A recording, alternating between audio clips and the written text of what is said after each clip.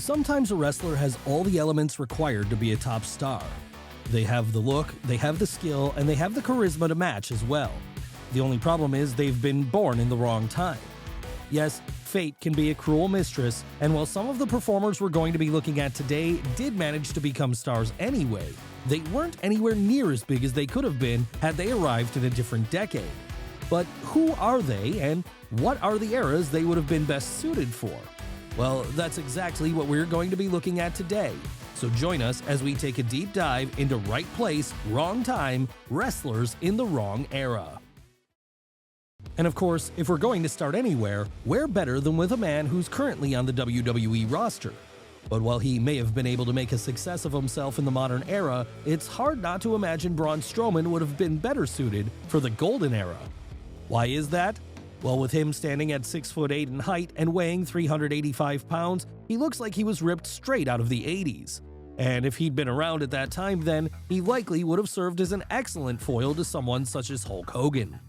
After all, the Hulkster always needed a new big monster to overcome, and with people like Andre the Giant, King Kong Bundy, Earthquake, and Sid already having fallen to him by a certain point, there's little doubt that Braun would have worked perfectly as a follow-up.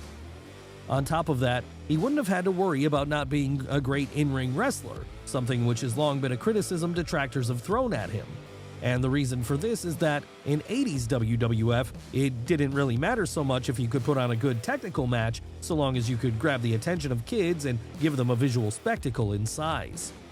But if that isn't enough evidence to show that he would have worked better back then, there's also the fact that Braun has already shown he can be just as effective of a cartoon babyface as he can be a heel, something he would have likely needed had he been around at the same time as Hogan. Why do we say this? Well, after he inevitably lost his feud to the champ, he no doubt have had to freshen things up with a babyface turn so as to stay relevant. And few things made kids in the 80s more excited than seeing supermen who could tip over trucks with their bare hands. Sure, you could argue that in the current era, the big man has had so much success that it wouldn't make sense to move him anywhere else, what with him being a former Universal Champion and all. That said, while he may have never been a world champion had he lived in the age of Hulkamania, he likely would have been far more fondly remembered as a highlight of kids' childhoods, rather than being the often controversial giant who's at constant risk of being lost in a sea of higher work rate performers than he is now. And he's not the only giant who's currently on the WWE roster that would be better served by being in another time period, because when it comes to someone like OMOS, he's tailor-made for the golden era too. Of course, the reasons for this one should be obvious. If Braun Strowman is big, then OMOS is even bigger, with him standing at 7'3" and weighing 403 pounds. So with this in mind then, the Nigerian would have slotted into the land of giants that was 80s WWF perfectly, as he would have, in many ways, been the ultimate attraction following the end of Andre the Giant's in-ring career. Yes, after Andre had pretty much called it a day by the end of the first half of the Golden Era, Vince McMahon surely must have been looking for his next big giant to take that empty spot. And if he'd had OMOS at this time then, it would have only made sense to put him right in that position, likely building him up from there to act as a challenger to Hogan, or perhaps even the Ultimate Warrior. Sure, OMOS can't wrestle to save his life, but then neither could the Warrior, and that didn't stop him. All that really was required of heels in the WWF at this point anyway was for them to act as a convincing threat to the babyface and then eventually fall to them when the time came. And we have little doubt that this would have served the big man better than the role he currently fills on WWE TV today where, with him not really getting over with fans on account of changing tastes and the desire for better in-ring wrestling, he's stuck in a limbo of trying to act like an attraction in an age where size is no longer the attraction it once was. That said, even if you are a great in-ring wrestler, it doesn't necessarily mean that the modern era is the one you're best suited for. And we can confidently say this is the case because when it comes to FTR, we feel they'd also be a far better fit for Golden Era WWF. Yes, while Dax Harwood and Cash Wheeler are arguably the best tag team in the world right now over in AEW, we can't help but wonder if they might not have done even better were they around in the 80s. And the reason for this is that their style would just work so perfectly here. Just look at any of their matches, in fact, and you'll see a team that's so heavily inspired by the likes of the Brainbusters or the Midnight Express, it's like there's a second coming of them in many ways. So what if instead of being around in the modern era to face off against the Young Bucks of AEW or American Alpha in WWE, Dax and Cash were around during the era of Hulkamania and could get to put on classics against Arn Anderson and Tully Blanchard, or the Legion of Doom. And once they're done with that, they could have then gone on to have programs with other duos like the Hart Foundation, Demolition, the Rockers, or even the British Bulldogs. Yes, it would have been something special to see and would have probably only served to make FTR even more legendary than they already are. After all, you can only be as good as your competition, and while tag team wrestling is undergoing something of a boom right now, it arguably peaked in the 80s. But not every tag team would have been better suited to working in the 80s. No, some would have been a far better fit for the era after this as it happens. And the reason we say this is because, in the case of the Viking Raiders, they could have been so much more had they been around during the New Generation era. That's right, while in the current era, Eric and Ivar have largely been lost amongst a WWE tag team division which is dominated by one or two teams, back in the 90s, they would likely have had a much easier time standing out. Why is this? Well, while the New Generation was an era where work rate was suddenly becoming more prized, with the likes of Bret Hart and Shawn Michaels rising to the forefront as singles stars, it was also the era of the wrestlers with job gimmicks. And this meant whether you be a garbage man, a clown, a dentist, everyone had to have a side hustle. As with business in the toilet, the take-home pay from Titan Towers clearly wasn't enough to support someone during this decade. So, while they don't really get any focus nowadays, it's likely that had they come around in the 90s, the Viking Raiders would have fit right in, as their off-the-wall characters would be a great match for their opponents at the time. Opponents which would have included teams such as Men on a Mission, the Smoking Guns, and the Headbangers. But what about the era that came next? The era which to this day is still the most successful and arguably the most celebrated in all of wrestling history. While it was hard for anyone to not get over in the late 90s, the people that got over the most were those that had a little edge to them. And it also didn't hurt if you could cut a great promo too. So that's why, despite finding some success in the mid to late 2000s WWE, we can't help but feel like Mr. Kennedy would have truly excelled had he been around during the Attitude Era instead. After all, he'd always had charisma to burn, and more so than anything else, this would have surely made him a star to the young male crowd who were watching in droves at the time. And with a built-in catchphrase for people to chant back to him every time he hit it, Mr. Kennedy! Kennedy would have probably turned himself babyface before long.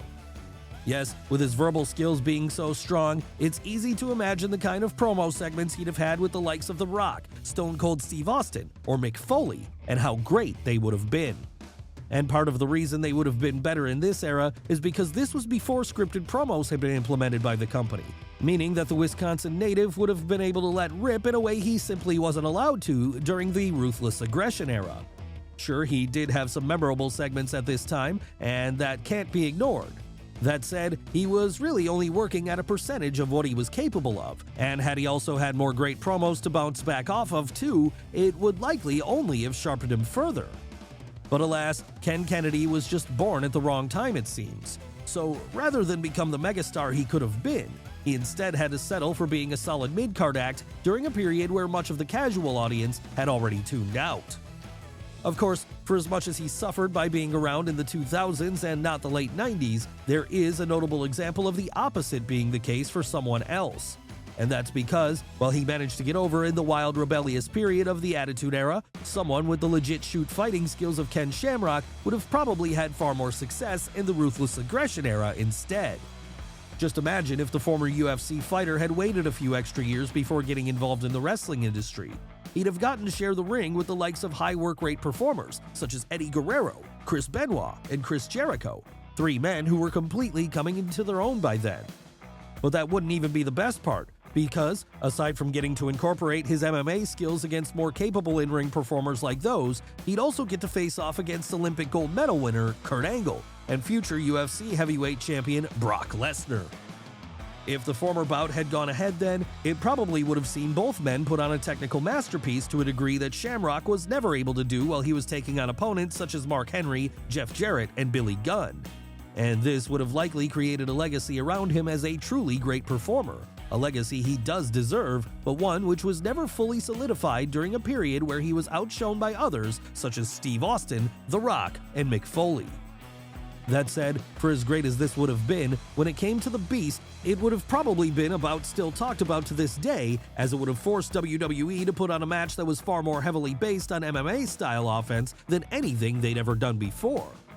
Yes, it should never go forgotten that as the first big MMA star to cross over to the world of wrestling and find success there, Ken Shamrock really serves as the prototype for people like Brock Lesnar, Bobby Lashley, Matt Riddle, Jake Hager, and countless others who've spent time in both the Octagon and the Squared Circle. And given how successful each of their careers has been, it really is a crime that, because he came around in an era where in-ring skills and shoot-fighting credentials were less prized, Shamrock has never been able to get his flowers in the same way. That said, it wasn't like he didn't make some innovations to the world of wrestling during his brief time there, as he did get to innovate the ankle lock submission and introduce fans to the concept of tapping out. Of course, as the years went on then, these ideas would become fully ingrained in the industry then, with few people making better use of them in the modern day than American Alpha during their run on NXT in the mid-2010s. But with only one of them still acting as an active wrestler now, we can't help but wonder whether Chad Gable would have had a better time of it had he been around for the Ruthless Aggression era also. Yes, in recent months, the former tag team champion has settled into a more stable role on Raw as the partner of Otis. That said, it's still a far cry from what he was doing on NXT where, alongside Jason Jordan, they were considered something of a modern-day equivalent to Team Angle. Hell, at one point after American Alpha split, Gable would even get to partner up with Team Angle member Shelton Benjamin for a while. And once fans got a chance to see how well the two worked together, it only solidified the growing opinion that, if the former Olympian could have been around during the mid-2000s, he would have been able to achieve so much more. After all, there, he would have gotten to mix it up with the likes of Kurt Angle, Brock Lesnar, and countless other high-level in-ring talents. And with his more mat-based in-ring style being just what SmackDown was looking for at the time, there's every possibility that, despite his size, he'd have still managed to become a main event player. Sure, Vince McMahon always preferred bigger guys, but the Ruthless Aggression era was the period where he chose to go all the way with both Eddie Guerrero and Chris Benoit. So if Gable could have gotten over enough mixing it up with the rest of the SmackDown 6, there's no telling how high his ceiling would have been. Maybe he would have even become a member of Angle's stable given how easily he fits into the entire thing. And given the fact that he was, as we mentioned a moment ago, a legitimate Olympian, he would have arguably worked even better as a protege to Kurt than either Haas or Benjamin did. In fact, seeing as they have comparable shoot credentials, it would have only made sense to build to the two having a big program with one another. Had this happened then, we may be talking about Chad Gable in the same era as we do about other main eventers of the era, rather than still mostly remembering him for his god-awful run as Shorty G in 2019. Yes, take Gable out of the modern era, and he's almost certainly a bigger deal. But what of those who would actually be better off being around during the current day? Well, if you're looking for one particular area of wrestling which is stronger now than it's ever been, then you can't fail to see the strides which have been made for the women in the last decade. And that's why we feel that, given how great she was during a time when the women were still being treated as lesser than the men on the show, AJ Lee would have done so much better in the modern era. But then again, how could she not? After all, in the early 2010s, she was pretty much carrying women's wrestling in WWE by being one of the few females on the roster who got any real focus outside of 2-minute matches. And that's because, while she was a very capable wrestler, more importantly than that, she was an excellent promo. So much so that, after her early days acting as more of a valet to the likes of Dolph Ziggler and Daniel Bryan, she'd become a major focus of Raw. How did she do this? By becoming the general manager, of course, a major feather in the cap for a diva during a time when the women on the roster weren't treated as seriously as they are today. And it was the groundwork she laid doing this then, as well as some of the pretty underrated bouts she had against the likes of Caitlyn, that would lead to fans beginning to demand more of their women's wrestling in New York. Unfortunately though, by the time the women's revolution came around and the modern era was born, AJ would have retired from in-ring competition after a combination of neck injuries, and the exit of her husband CM Punk made her decide to hang up her boots once and for all. And what a shame this is then, because had she hung around just a little longer, she'd have gotten to reap the rewards of all the work she did by getting to have matches against the likes of Sasha Banks, Charlotte Flair, and Bayley. And of course, her stellar mic work wouldn't go amiss in the modern era either, because if she were given the stick, she could easily go toe-to-toe with people such as Becky Lynch and Alexa Bliss, likely giving us some classic promo battles in the process. Sadly though, it looks like that'll never happen now, as AJ has no apparent desire to return to the ring again outside of a commentary role with the recently revived Women of Wrestling promotion. And she's not the only one who sadly missed out during the Women's Revolution either, as if she'd came around today instead of the mid-90s, Medusa would have excelled in the modern era. Need evidence of this? Then just go back and watch what she was doing during the New Generation era, because during a time when women's wrestling was effectively non-existent in Vince McMahon's promotion, she'd managed to keep the flame alive by acting as the women's champion and getting to have pretty memorable bouts against the likes of Bull Nakano.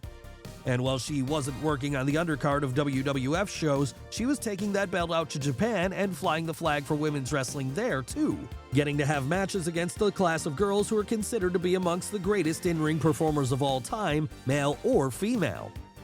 On top of that, she also proved herself to be capable of creating iconic moments too, such as the time she appeared on Nitro and dropped the WWF Women's title in the trash, live on air. Had she been around today then, perhaps her hard work and her talent wouldn't have been overshadowed by the era of wrestlers with jobs and low fan interest. No, instead, she could have proven just how good she was by getting in the ring with some of the best wrestlers alive today, women like Sasha Banks, Asuka, and Io Sky. That's right, with the Japanese wrestling style now fully being popular in the West, so much so that some of the most popular performers of today are names like Kazuchika Okada and Hiroshi Tanahashi. Back in the New Generation era, however, this was not the case. So it's a shame that, instead of coming to America then, Hakushi didn't join the WWE in the modern era. Had he done so, then maybe he wouldn't be a largely forgotten character who's only really memorable now for his awesome paint-on tattoos and that one really great match he had with Bret Hart.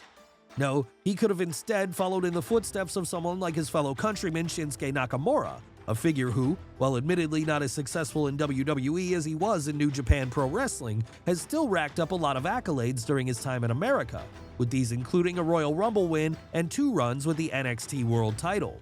Of course, the reason for this is because, rather than being heavily influenced by the lumbering territory style of the 70s and 80s, modern wrestlers are often far more likely to be either influenced by the lucha libre of Mexico or the strong style of Japan.